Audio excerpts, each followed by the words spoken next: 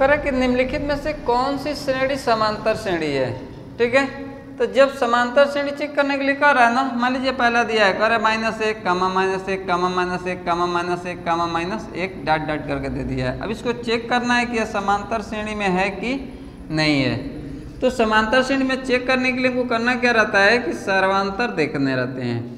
ठीक है, तो जब श्रेणी चेक करने के लिए जा रहे हैं ना, तो ये ध्यान दीजिएगा कि सर्वांतर को सिर्फ D से प्रदर्शित नहीं करेंगे। ठीक है, उसमें नंबरिंग कर लेंगे, D1 D2 इस तरह से कर लेंगे।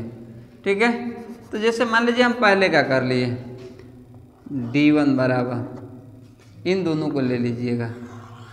ठीक है, तो यह हो जाएगा हमारा -1, और नियम क्या है कि दूसरे पद में से हम पहले पद को क्या करते हैं, घटाते हैं। तो अब इसमें से घटा देंगे, हो जाएगा -1 बराबर में, ये हो गया -1, और माइनस का गुणा माइनस से कर दे तो हो जाएगा +1। अब एक माइनस हो गया, एक प्लस हो गया, अब घटाएंगे तो हमारा क्या उत्तर आ जाएगा 0। दूसरे को ले लीजिए, दूसरा पद लीजिए।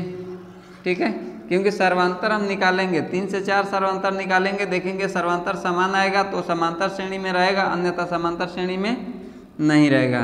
अब D2 निकाल लीजिए, तो मान लीजिए हम इन दोनों को ले लिए, तो दूसरे पद में से पहले पद को घटाइए, बराबर में हो जाएगा -1 माइनस और -1 बराबर में -1, माइनस का गुणा माइनस में किए तो हो गया +1।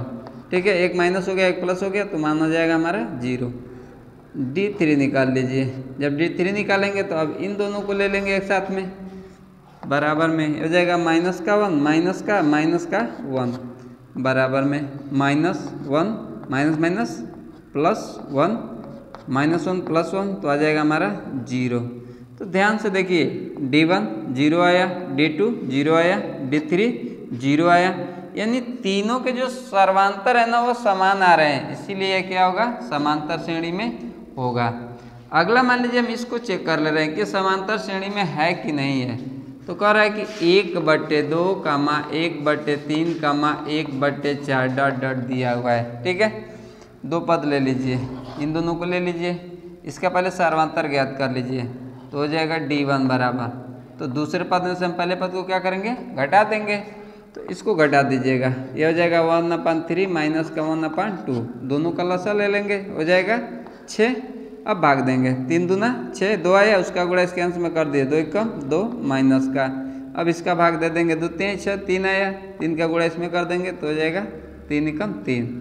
अब 3 माइनस वाला बड़ा है, प्लस वाला छोटा है, माइनस का चिन्ह लगा है, 3 में से हम 2 को घटा दिए, कितना बचा 1/6।